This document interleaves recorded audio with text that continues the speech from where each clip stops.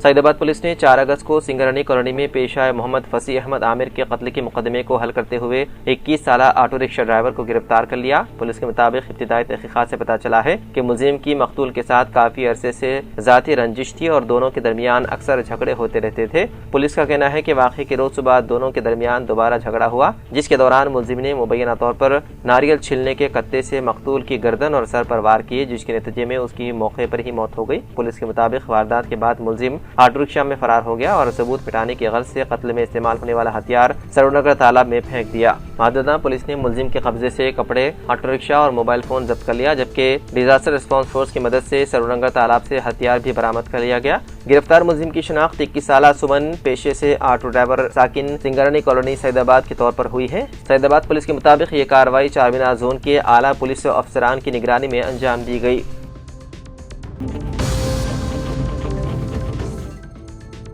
UPI digital लेन then पर charges आयद किए जाने की तजवीज़ से मुतालिक खबरों और आवाम में पैदा होने वाले खदशात पर मरकजी वज़ीर फाइनेंस निर्मला सीतारमन ने सोशल मीडिया के जरिए वजाहत पेश की। उन्होंने वादे किया है कि पार्लियामेंट से मंजूर शुदा नई कानूनी तरामीम के बाइस आम सारिफीन और खरीदारों पर किसी किस्म का इजाफी चार्ज आयद नहीं होगा। वज़ीर फाइनेंस के मुताबिक ये फैसला साल 2020 से नाफिज जीरो मर्चेंट डिस्काउंट रेट यानी कि जीरो MRD निज़ाम में तरमीम के लिए किया गया है। निर्मला सीतारमन ने कहा कि यूपीआई खिदमात इस्तेमाल करने वाले आम लोगों से कोई चार्ज वसूल नहीं किया जाएगा। अगर कोई फीस आयद की भी गई तो वो सिर्फ डिजिटल अदायगियां कबूल करने वाले ताजिरों पर होगी। आम सारिफीन पर इसका बोझ नहीं डाला जाएगा।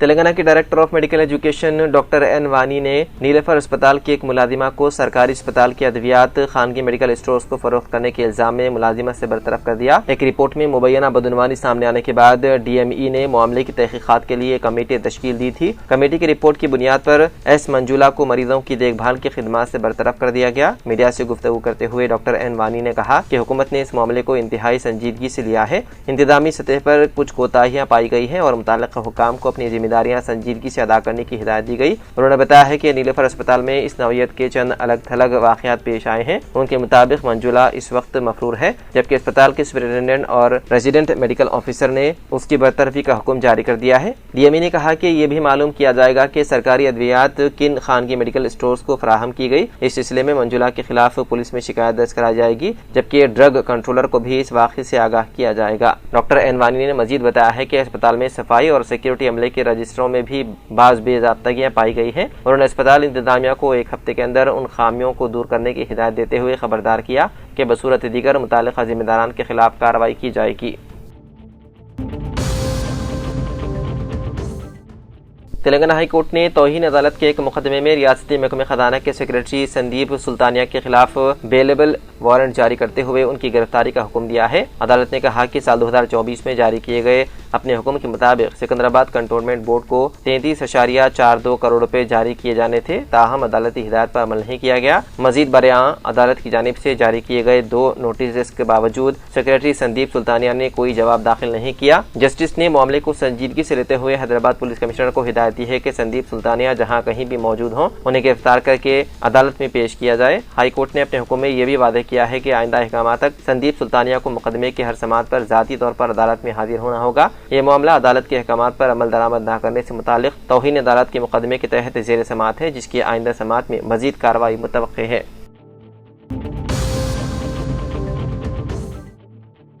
तेलंगाना के वज़ीर आला रेवंत रेड्डी ने हिंदुस्तान में अमरीकी सफ़ीर सर्जियो गौर से मुलाकात की और तालीम, रोजगार, सरमायाकारी, टेक्नोलॉजी, रिसर्च और दीगर शोबेजात में बाहमी ताउन पर तफसीली बातचीत की।